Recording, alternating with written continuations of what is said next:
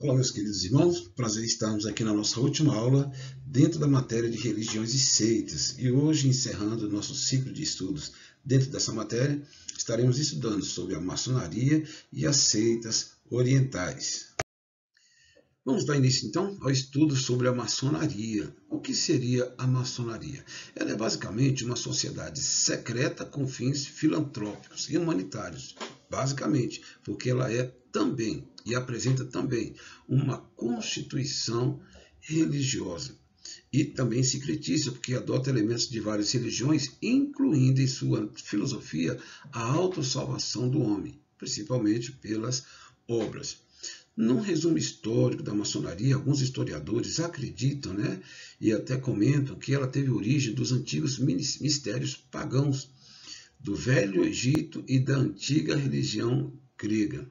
Mas outros também admitem que a sua criação, começou ainda nos tempos da construção do Templo de Salomão, em que Hiram Abif, que seria o arquiteto daquela obra, também fosse o responsável pela criação da maçonaria. Mas, na verdade, inclusive boa parte dos historiadores aceitam que a maçonaria foi fundada efetivamente em 24 de junho de 1717 em Londres. O termo maçom vem do inglês mason e do francês maçon, que quer dizer pedreiro. Vem também do alemão metz, que quer dizer cortador de pedra. Em 1723, o anglicano James Anderson publicou as Constituições da Maçonaria, sendo até hoje documentos universalmente aceitos como base em praticamente todas as lojas maçônicas. Vamos agora aos rituais e símbolos e crenças maçônicas. Esses elementos são muito presentes dentro da maçonaria. Primeiro nós vamos ver os segredos maçônicos. Quem lembra de maçonaria já lembra logo de um segredo, por ser uma sociedade secreta.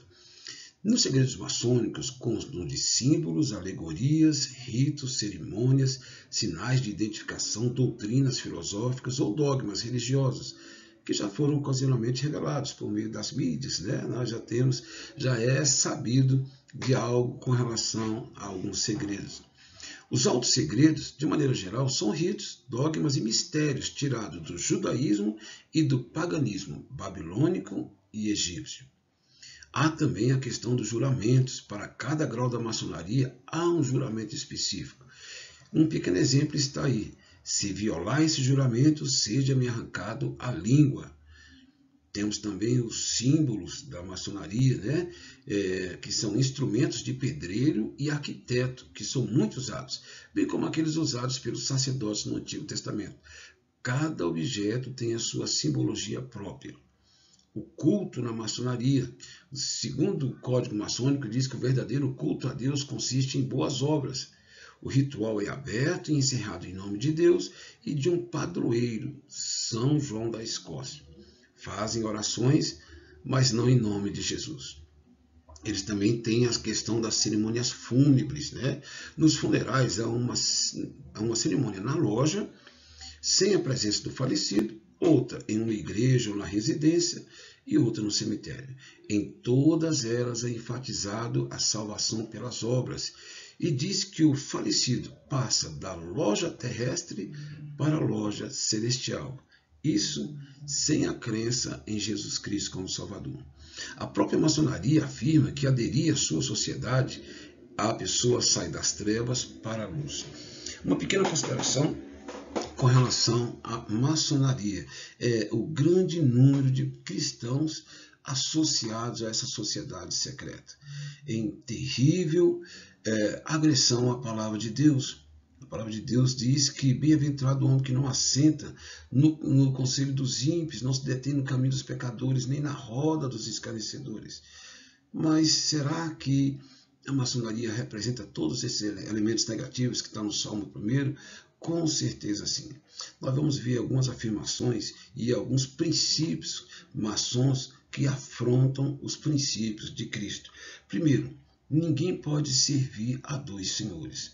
Quando uma pessoa ela se dá o direito de participar e a liberdade de participar de uma sociedade secreta, ela já está sabendo que nessa sociedade ele terá que abrir mão, no contexto da sua participação daquela sociedade. Ele tem que abrir mão de conceitos cristãos, como Jesus, único e suficiente Salvador.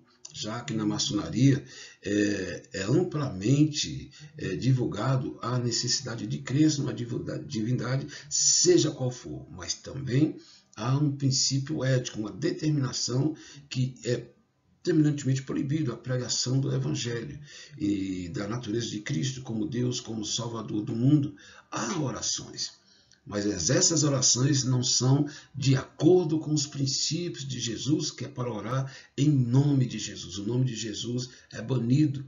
A natureza salvífica de Cristo é banido. O Evangelho de Cristo, na sua essência, com as suas exortações, com as suas advertências, é terminantemente proibido. A participação de rituais, como nós vimos aí, as orações são encerradas, né?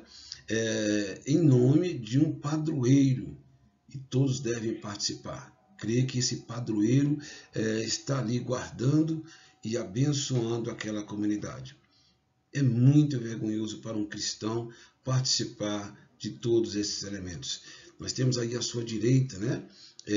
A busca da luz da maçonaria, um ritual maçom para um iniciado, em que ele, para poder se tornar maçom, tem que participar de um ritual em que vocês veem como ele deve se apresentar, né? Parcialmente despido, colocado como mendigo, e nesse ritual ele é tomado como profano. Uma pessoa, um oficial da maçonaria, encaminha essa pessoa para uma porta, e ao perguntarem na porta quem está ali, é anunciado que o profano fulano de tal está ali batendo naquela porta procurando a luz da maçonaria. Como é triste, como é terrível saber que uma pessoa que prega o Evangelho está participando de uma sociedade, buscando a luz numa sociedade secreta, cheia de elementos pagãos. Uma pessoa que prega que Jesus Cristo é a luz do mundo está pedindo uma luz de uma entidade que representa as trevas. A Bíblia diz que nós devemos definir a quem nós deveremos seguir, não podemos seguir a dois senhores. No ritual, como nós vimos na cerimônia fúnebre, é dito que quando um maçom parte para a eternidade, ele sai da loja terrestre e avança para a loja celeste ou celestial. É lamentável um cristão participar de um evento ou permitir que no seu culto homens que têm religião, como até o satanismo, né? Porque lá o ocultismo é permitido, o importante é que a pessoa tenha a sua própria divindade, uma pessoa que não professa a fé em Cristo, participe e realize uma cerimônia para um membro maçom, afirmando e declarando que aquela pessoa, por ser maçom, está passando para a loja celestial. É lamentável que muitos cristãos, infelizmente até líderes, estejam participando de sociedades secretas. Sim, meus queridos irmãos, é terminantemente inadmissível a participação de um cristão na sociedade secreta.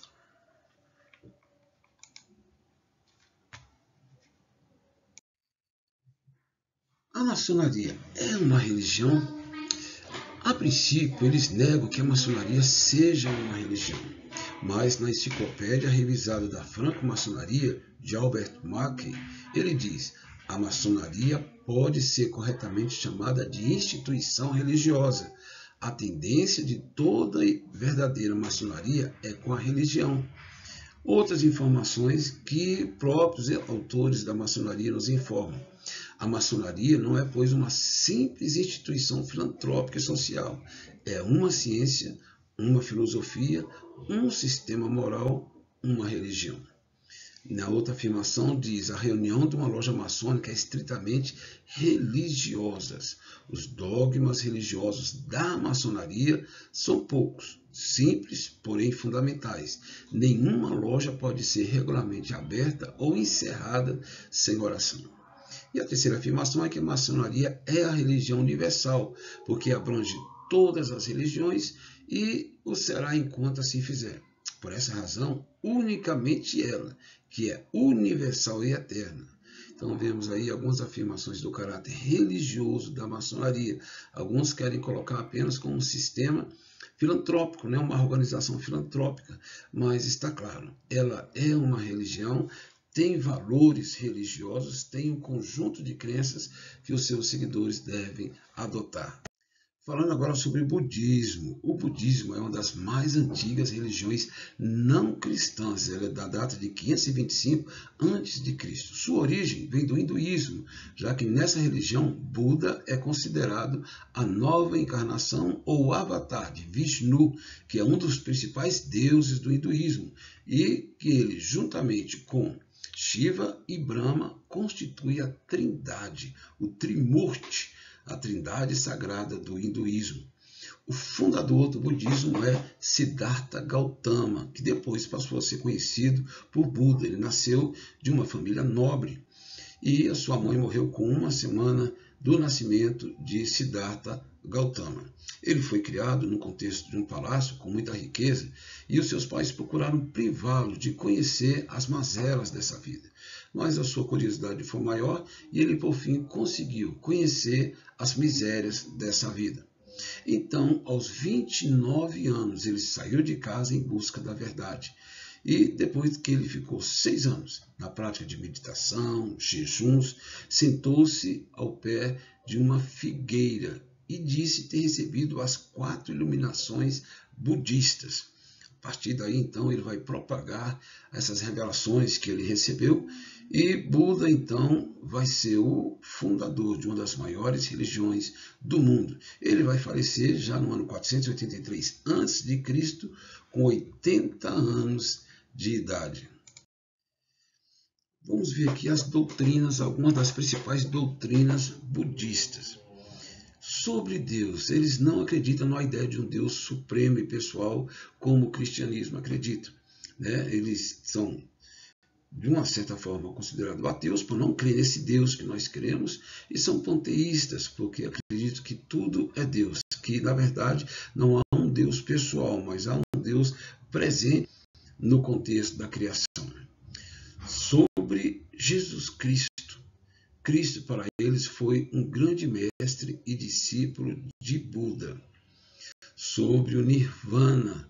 Nirvana é um estágio em que a pessoa alcança de elevação espiritual e depois de muitas meditações, depois de muita renúncia, depois de muita disciplina, isso aí que demora vários anos. E quando ele se aperfeiçoa no contexto de toda essa autodisciplina e exercício das boas obras, exercício de valores morais, ele então consegue atingir o estágio de enlevo espiritual que se chama nirvana. Segundo o budismo, quando a pessoa consegue alcançar o nirvana, ele é absorvido pelo Supremo Espírito do Universo.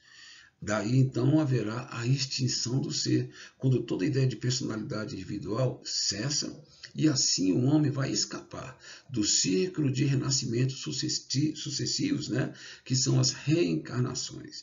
Né?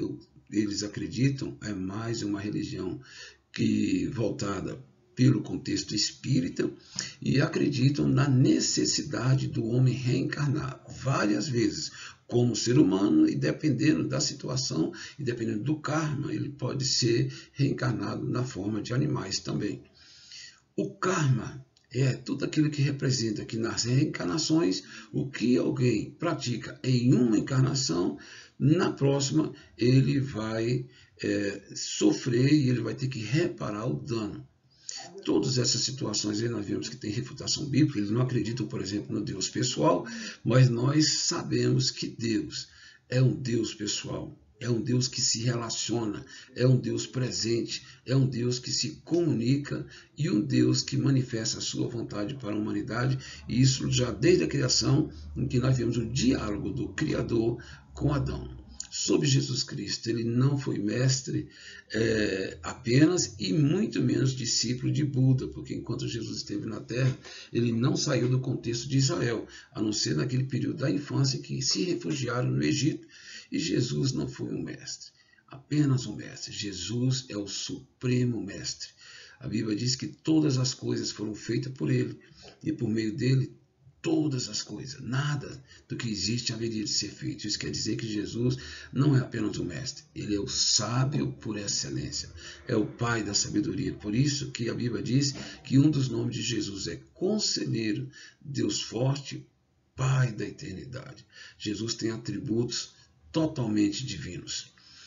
O Nirvana, que é esse estágio em que a pessoa alcança de elevação espiritual, na verdade é mais um engano, em que a pessoa busca poder alcançar uma autoperfeição sem a pessoa do Pai, sem a pessoa do Filho e sem a pessoa do Espírito Santo, em que a pessoa morrendo nesse estágio parte sem salvação. E mais um engano promovido pelas seitas.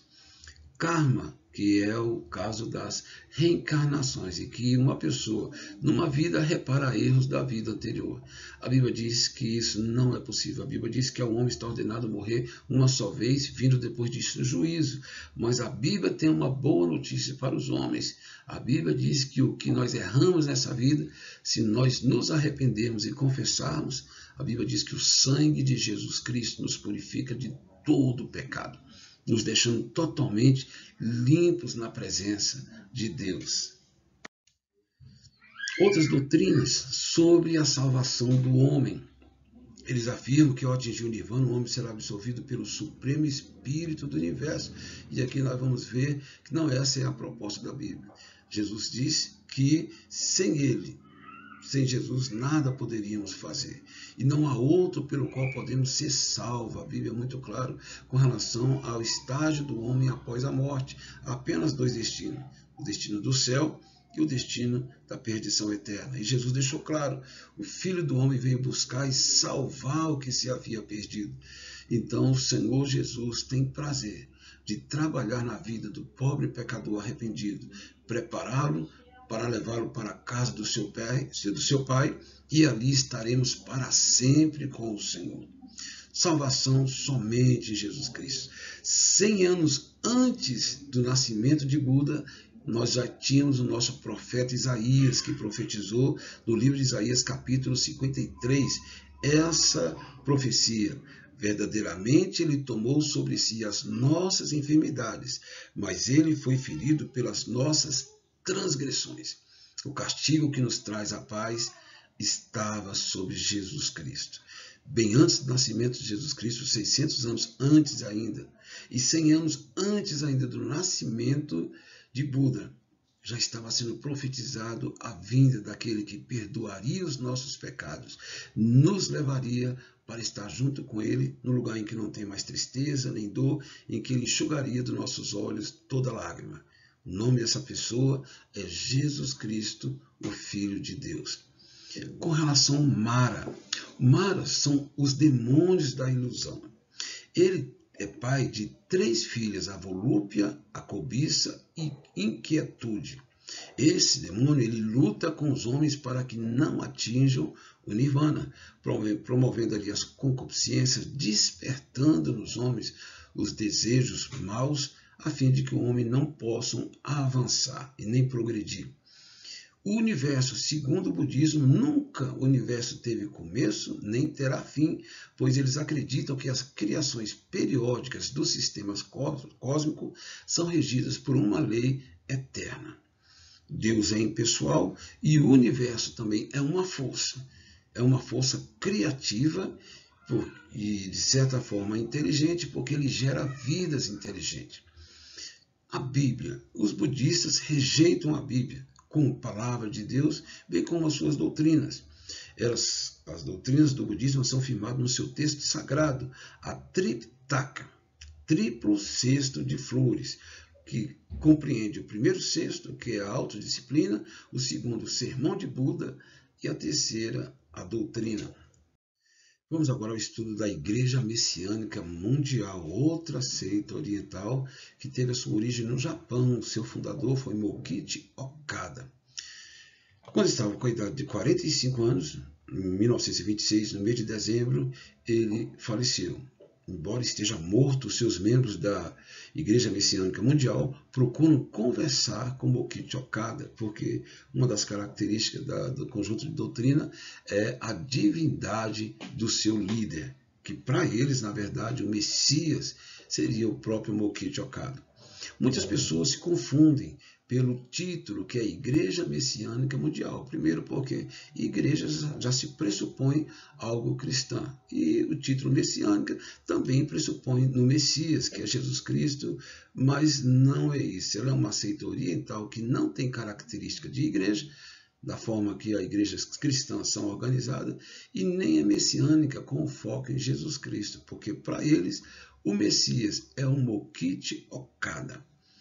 Na igreja messiânica, o Messias não é Jesus Cristo, mas o próprio Mokichi Okada, em que ele declara: não houve outro caso semelhante a não ser Cristo, que otorgou sua força aos seus 12 discípulos. Da mesma forma, ele também estaria concedendo uma certa capacitação para os seus afiliados. Mokichi Okada, também conhecido pelo título de Meishu Sama, que significa portador de luz. A Bíblia diz que há um somente que é o portador da luz. A Bíblia diz que Jesus é a brilhante estrela da manhã. O próprio Jesus diz que eu sou a luz do mundo. Quem me segue não andará em trevas. Então Jesus Cristo é a verdadeira luz. Fonte de autoridade religiosa. Nós já falamos que toda seita tem, da parte do seu autor, como ele obteve aquelas revelações, as inspirações para o seu escrito. E no caso de Mokichi Okada, ele afirma que teve uma experiência mística, ocasião em que afirma ter atingido o estado de Keshinjitsu, que é o conhecimento total da verdade de todas as coisas e dos fenômenos do universo e dos homens. Os ensinos básicos da Igreja Messiânica Mundial são revelações que Meishu Sama diz que ter recebido da parte de Deus. Eles afirmam, assim como Meishu Sama, eles afirmam que são portadores de luz e dão testemunho de que milhares de pessoas obtiveram milagres extraordinários simplesmente através da leitura dos ensinos do Meishu Sama. O respeito aos livros é tão grande que os messiânicos são aconselhados a colocá-los em locais altos e separados de outros objetos. Nunca devem pô-los numa cadeira ou no chão.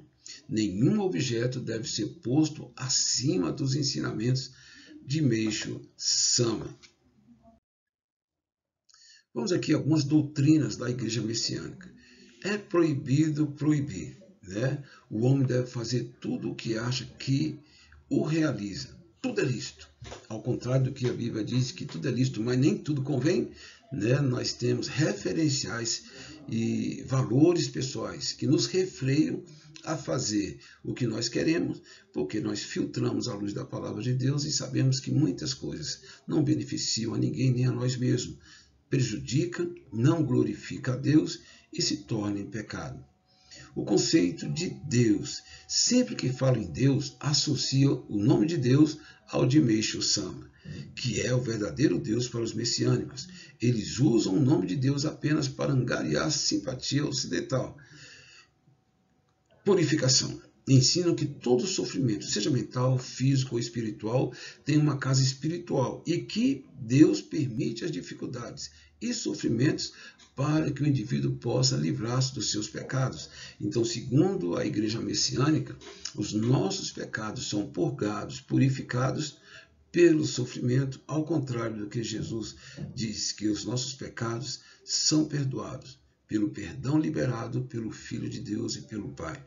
E os nossos pecados são purificados pelo sangue de Jesus.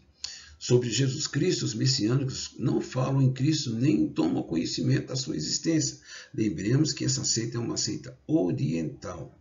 E da mesma forma, desconhece o papel e a personalidade e o caráter tão importante do Espírito Santo. O Jorei é a luz de Deus canalizada por Meishu Sama para o Oikari. O Oikari é uma medalha presa por um cordão colocado no peito do adepto. Nós temos aí uma figura à nossa direita em que vemos uma pessoa ministrando um Jorei, em que se acredita que primeiro ele tem que ser membro da igreja messiânica tem que ser totalmente doutrinado para então receber a virtude de ministrar para pessoas. Nessa ministração, a energia de Deus flui, passa para as pessoas que recebem o jorei, que são curadas. O grande objetivo da Igreja Messiânica Mundial é criar o paraíso na Terra. Foram construídos os solos sagrados de Atami e Acone, com muitos bosques, lagos, jardins, projetados pelo próprio fundador.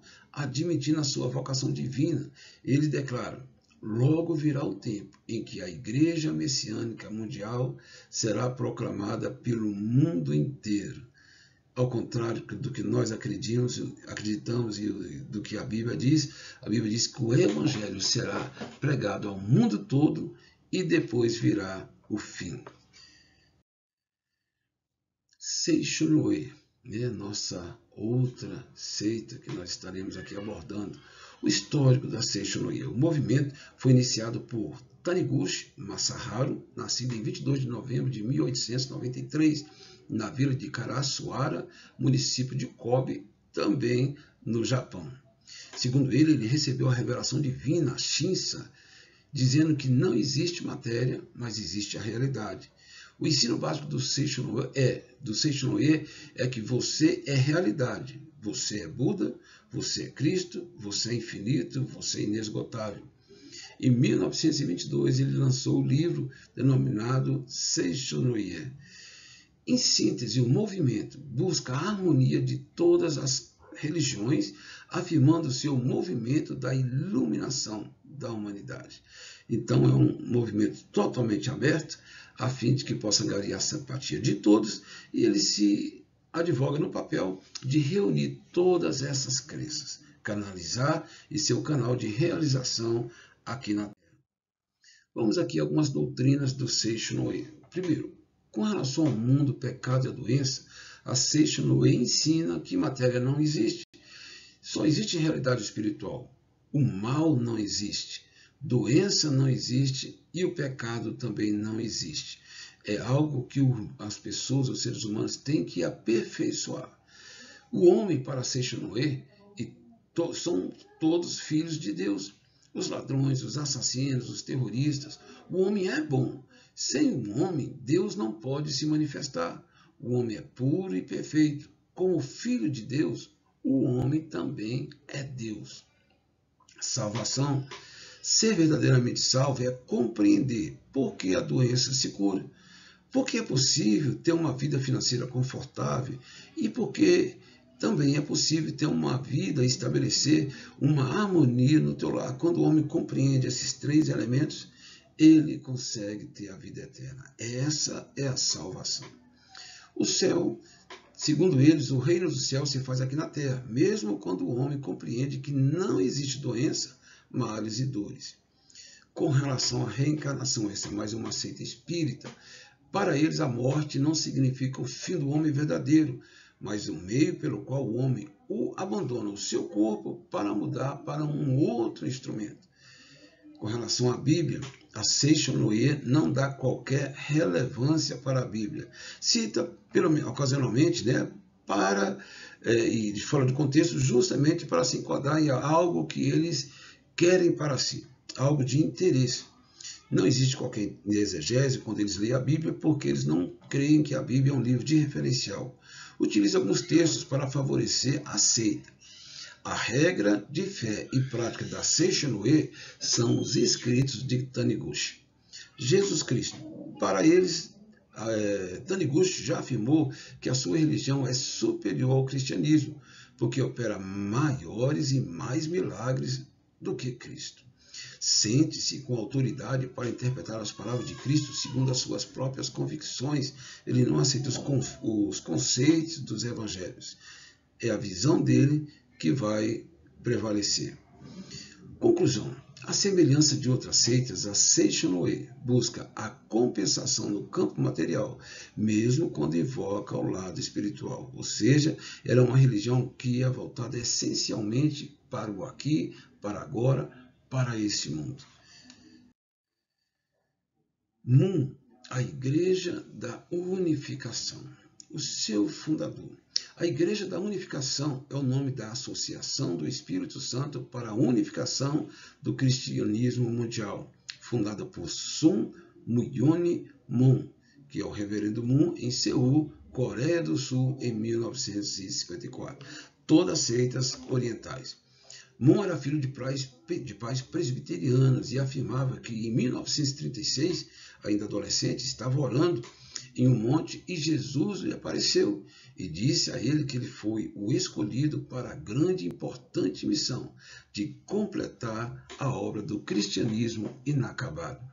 Ele afirmou que depois dessa recebeu várias revelações através da oração, estudo de todas as escrituras religiosas, meditação, comunicação espiritual com Jesus, com Moisés, com Buda e comunicação direta com Deus, o que lhe deu a capacidade de entender claramente a natureza do universo, o significado real da história e interpretação real das parábolas e símbolos bíblicos.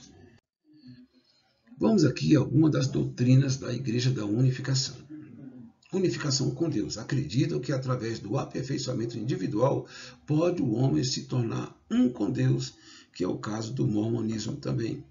Propósito da criação.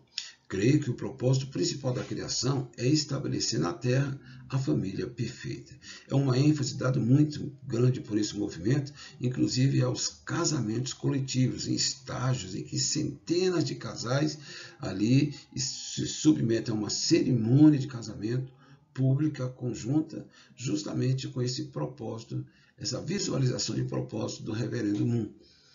Paz universal. Pregam a perfeição própria do homem e a paz, liberdade e felicidade. Satanás. Eles ensinam que o homem perdeu o mundo para Satanás e precisa lutar para reconquistá-lo. A Bíblia diz que a nossa luta não é contra a carne e o sangue, mas contra as hostes espirituais. E nós não podemos vencer essas hostes espirituais da maldade pela nossa força e nem pela nossa sabedoria. É pelo poder e graça do Senhor Jesus na nossa vida. Com relação ao homem, acreditam no aperfeiçoamento próprio do homem que pode ser e se tornar um dia igual a Deus. A Bíblia possui outras fontes doutrinárias além da Bíblia. Não creem na Bíblia essencialmente como regra de fé.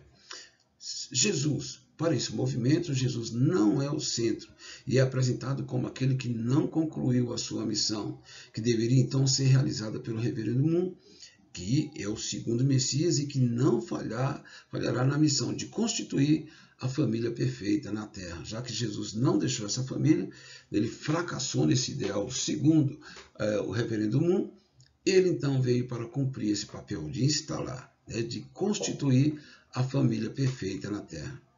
Exclusivismo é mais uma distinção, porque eles afirmam que são os únicos que possuem a verdade, que nós já vimos aí, que é uma das características das seitas. A nossa conclusão é que a seita Moon se enquadra nos termos dos mesmos critérios gerais das seitas, que têm sua base doutrinária em supostas revelações, sonhos e coisas fantasiosas. São exclusivistas, rebaixam a natureza e o caráter da missão de Cristo, renegam a Bíblia e buscam a salvação por meio do aperfeiçoamento pessoal, desprezando a salvação de Deus em Cristo Jesus, que é gratuita e custou o preço do sangue do Cordeiro de Deus. A Bíblia diz que Jesus é o Cordeiro de Deus que tira o pecado do mundo.